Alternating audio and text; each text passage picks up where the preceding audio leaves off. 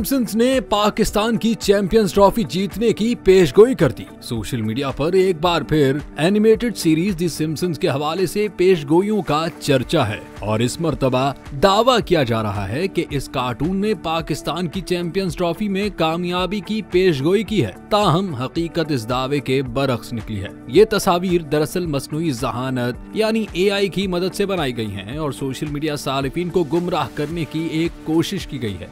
ये पहला मौका नहीं है कि दी सिम्पसन्स की पेशगोइयों ने अवाम की तवज्जो हासिल की हो। माजी में भी साबिक अमरीकी सदर डोनाल्ड ट्रंप की जीत, नायब सदर कमला हैरिस की कामयाबी और लॉस एंजलिस में होने वाली आतिशज़दगी जैसे वाक़यात से मुताल्लिक पेशगोइयां सामने आई।